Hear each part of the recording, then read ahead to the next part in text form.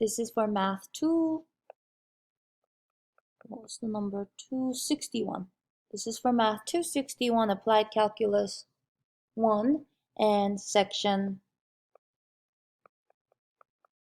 3.3. We're looking at rational functions. I'm going to go over example 4 in this video. Okay. First, let's find some asymptotes. Because x plus 2 is equal to 0 when x is negative 2, we have a vertical asymptote at x equals negative 2. Now, for the horizontal asymptote, as you can see, the degree of the denominator is 1 because it's x to the first power, and the degree of the numerator, there's no x on the numerator, is 0. So when n is less than m, horizontal asymptote is at y equals 0. We're using the cases, but you can also find the horizontal asymptote by doing limit as x approaches positive or negative infinity of this rational function. If you evaluate it, you will also get 0. But for me, it's easier to just look at the cases. All right, because we have a horizontal asymptote, we do not have a slant asymptote. Slant asymptote only happens when the degree of the numerator is exactly 1 bigger than the degree of the denominator, and that is not the case in this rational function. So we got the asymptote all done. Let's find the y-intercept.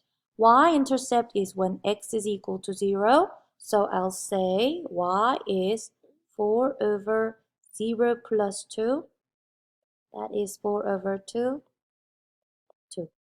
What we will do when we graph this, we will plot a point at 0, 2. Let's find the x-intercept. That is when y, the whole function, is equal to 0. And that's really when the numerator is equal to 0. Because to solve for the x here, I will first multiply both sides by x plus 2. I will first multiply both sides by x plus 2. So that this is not a fraction anymore, you see? So this cancels out. But what I will get on the left side is 0. What I will get on the right side is 4.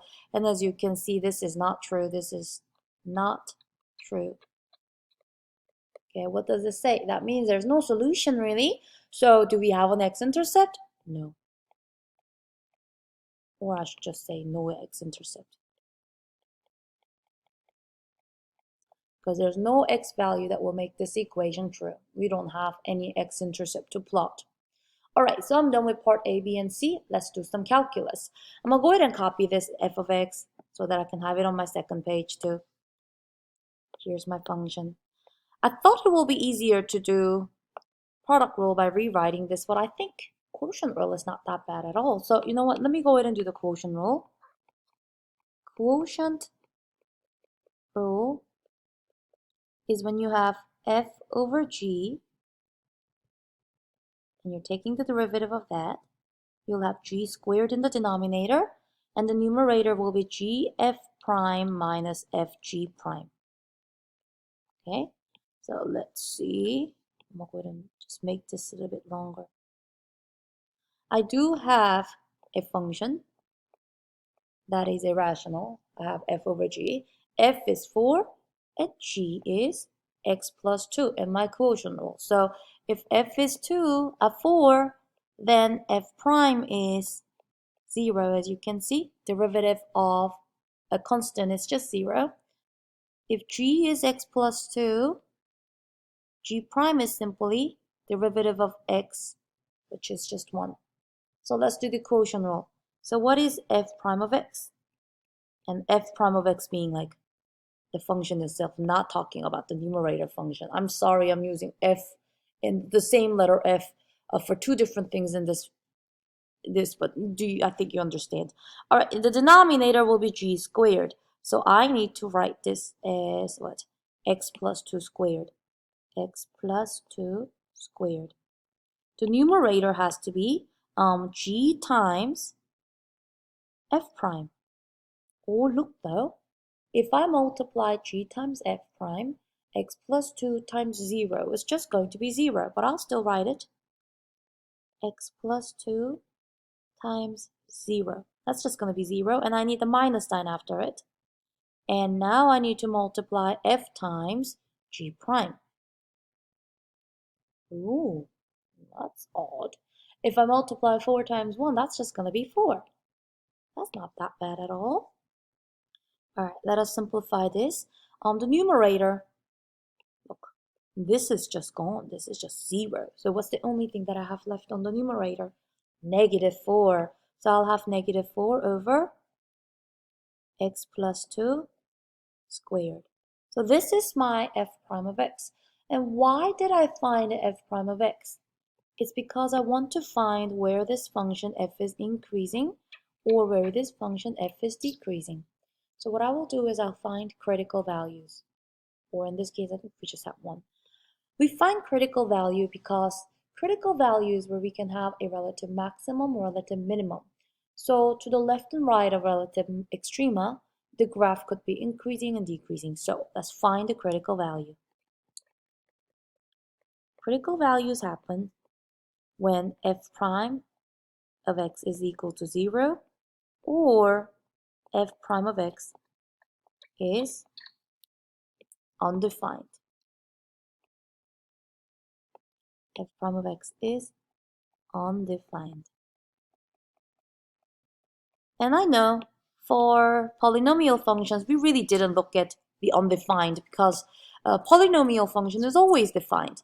But for rational functions, you have to check both cases. To make this easier, this is what I do. The first condition is true when the numerator is 0. Numerator is 0 because look, the whole thing will turn into 0 when the top of the function is 0, right? The top of the fraction is 0. Is this true? Never. There is no critical value from where the function is equal to 0. So what I will do now is, where is this function undefined? A rational function is undefined when denominator is equal to 0. I'll write down denominator. Okay, and denominator is x plus 2 squared. Right here it says x plus 2 squared is equal to 0, and that is true when x is equal to -2, isn't it? So we're going to go ahead and draw a number line, and on that number line I'll put that -2 right in the middle. What we are suspecting is if this is a critical value, it has a chance of being a relative minimum or maximum. What I'm going to do is I'm going to do the first derivative test. First derivative test, which means I'll just plug in a number to the left of -2 into the first derivative. So what is f prime of -3? I picked -3 because -3 is smaller than -2. If I plug that in, I'll get -4 over -3 plus 2 squared. Let's take a look at the sign of this. The top is negative, right? -4 is negative. The bottom of the fraction, you see, it's a positive because anything squared, I don't care what's inside this parenthesis, anything squared is positive. So what is negative divided by positive? That is going to be negative. This is negative, which means, and do you guys notice that I made a typo or I wrote something wrong here? I'm not plugging it into the original f of x, I'm plugging into the f prime of x. So it's important that I put that little apostrophe next to the function f to call it f prime. And because this was decreasing, I know that my function, it was negative. I know my function is decreasing to the left of -2. Okay, now let's find the sign of the first derivative to the right side of -2. What is f prime of? I'll just plug in 0 because 0 is bigger than -2. If I plug in -0, what will happen? The top of the fraction is still negative. The bottom of the fraction doesn't matter what is inside this parenthesis. Whenever you square or anything, that comes out to be positive. So negative divided by positive is still negative. Oh no! So what does that mean? First derivative came out to be negative. This means the function is decreasing to the right side of -2.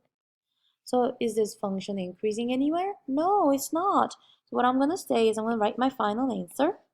F is decreasing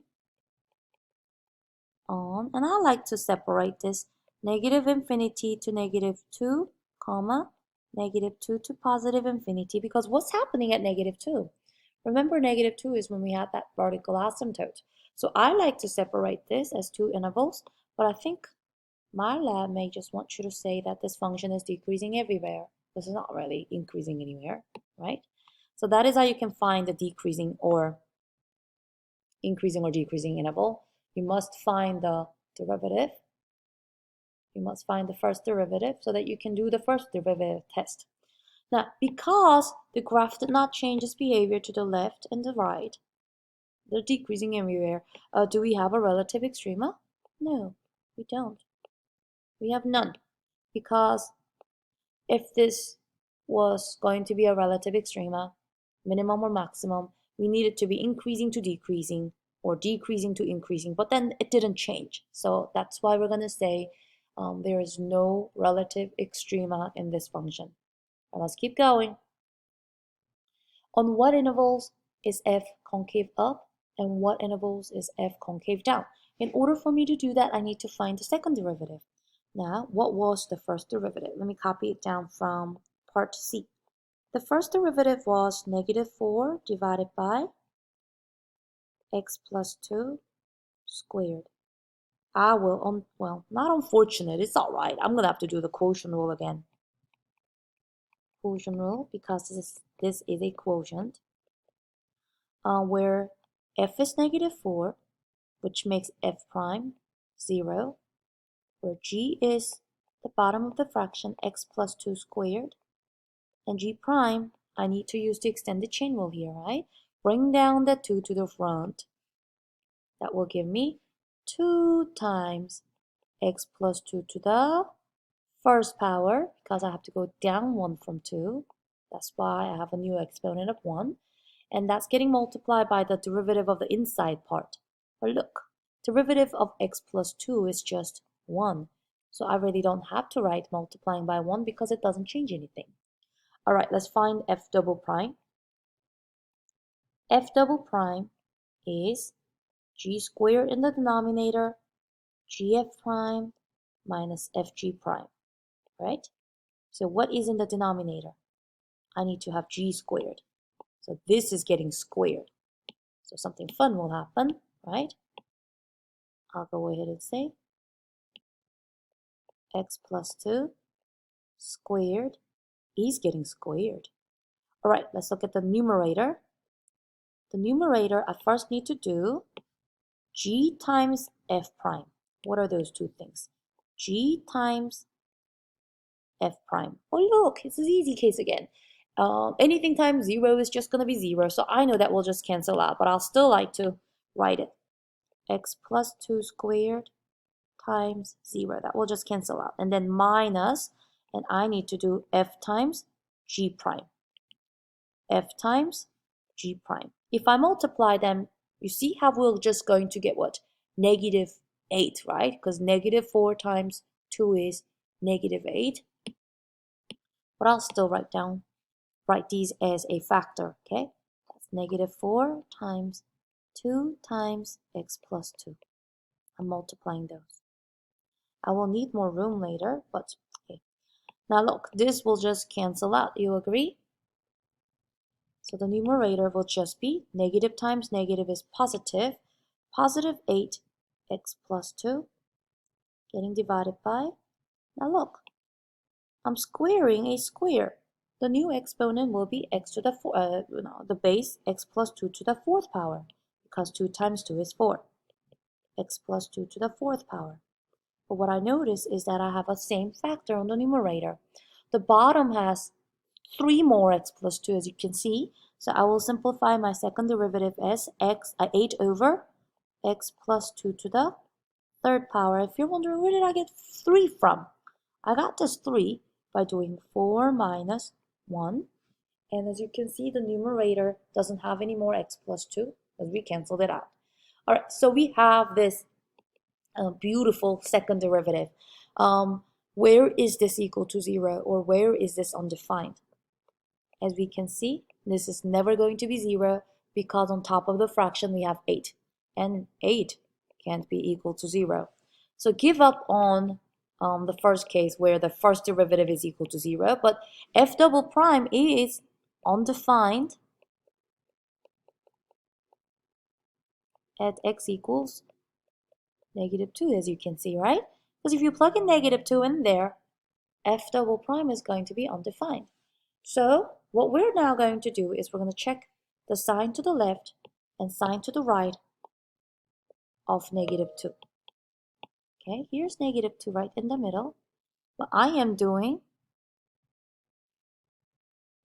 f double prime, where f double prime is 8 over x plus 2 cubed. Let's plug in some numbers now, okay?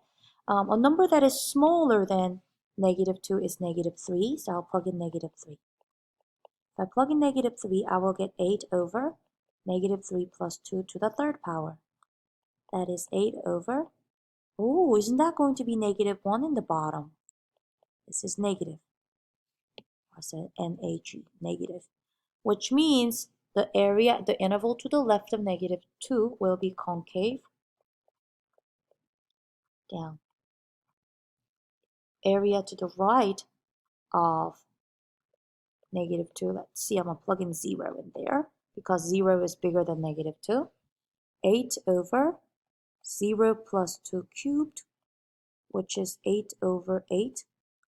And this is positive, which means the interval to the right side of -2 is going to be concave up. So I'll go ahead and tell them, write the answer. F is concave up on -2 to infinity and is concave down on -infinity to -2. Ta-da! We're good. How about point of inflection? It changed, so we can have a point of inflection. So what I will do is I will figure out the x coordinate or the y coordinate. Remember, x is equal to -2. So how about its y value? What is f of -2? Now, what was f of x? Now, this was f of x. Let me go ahead and bring this guy. I'm going to copy this because I need to plug in -2 into this function to find what the y coordinate is. I will get 4 over -2 plus, undefined. Why? The bottom of the fraction is going to be 0. And hey, remember, this is where we have that vertical asymptote. So can we have a point at x equals 2? Nope. No point of inflection. And not because the concavity didn't change to the left and right of -2. It's just we can't have a point because x equals -2. This function is undefined. So we don't have a point of inflection. This is a cool graph. If we're trying to sketch this, we're going to have, if I am graphing this function, I will have a vertical asymptote at x equals -2, right? Go to the left and sketch a dotted line, a dotted vertical line, because we have a vertical asymptote right there. Now, what was the horizontal asymptote? Wasn't it y equals 0? So I'll go ahead and sketch another dotted line, this time horizontal at y equals 0. So y equals 0 and x equals -2. These are my vertical asymptotes. And now remember we had a y-intercept at what, 0, 2? So I'll plot that. 0, 2, plot a point. And look, this is what I'm going to do. I remember this graph is decreasing everywhere. So from this point, I need to go down. I need to go down. Oh, not a dotted line. I need to go down. Okay. But I can't cross that horizontal asymptote. Because look, if I cross it, I have to imagine if I cross it, I need to come back up, don't I? Because I need to follow this horizontal asymptote as x gets infinitely big. But we just found that this graph does not have a relative minimum. So I'm not allowed to curve back up which means I will just be decreasing like this, just getting smaller and smaller and smaller, and getting close to y equals 0, but I'm not allowed to go down. I'm not allowed to cross down to do y equals 0, because crossing down means I'm going to have to come back up, but we're not allowed to have a relative minimum, okay?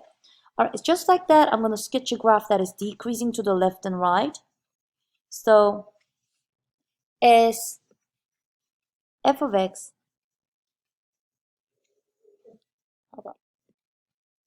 as x approaches -2 from the right, f of x is approaching positive infinity. And remember, we talked about how that is what the vertical asymptote will look like. So this is good. This is good. All right, but I do really need another point. I need another point in this region. All right, I need another point. So what I will do is I'll just plug in a number. Plot a point, another point. Oh yeah, that's my plan. I will plot another point. F of x was 4 over x plus 2. So what's a good number that I can plug in? Let me plug in -4. I'll plug in -4. Why? Because -4 is to the left side of that vertical asymptote. I have a, I don't know, just try to get a symmetry. I had a point that is 2 to the right of the vertical asymptote. So I'm thinking, why not? Let me have another point that is 2 to the left of the vertical asymptote. That's why I picked -4. But you could have picked any other point. That's okay. If I plug in -4, I will get -4 plus 2 in the bottom. Wouldn't that be -2? That's very nice. I'll plot -4, -2. 4 to the left, down 2. Here's my point. And what I will do is I will just remember this is a function that is decreasing everywhere. So from this black point, it's going to go down to the right, approaching that vertical asymptote as the y value infinitely decrease without bound. And to the right side of it, I guess I can just have a picture that looks like that. So this graph is really decreasing everywhere. It's decreasing, it's decreasing. But one more thing that we found is this. Do you clearly see that this is concave up? Imagine, I mean, you be imaginative, I guess. Like, do you see a smiley face? I see a smiley face. It's concave up to the right side of -2. And as you can see, this is concave down to the left side of -2 because I see a frowny face. All right, so that's what I do. But this is good enough. This is really good enough because I remember in calculus, not calculus, I'm sorry, in pre-calculus, you guys learn to plot at least 2 points to the right and left of the vertical asymptote. And that's still a great practice. If you have more points, the more accurate your graph will be. But in this graph, in this section, I'm just using the fact that this graph is decreasing everywhere, that it is concave up to the right of -2, concave down to the left of -2. And by plotting just 2 points minimum, I was able to graph this function or sketch this function really. All right, so that is it for example 4. That took me about 23 minutes. My children woke up, so I will probably come back and try to record the example 5 later and come back and share that with you, okay?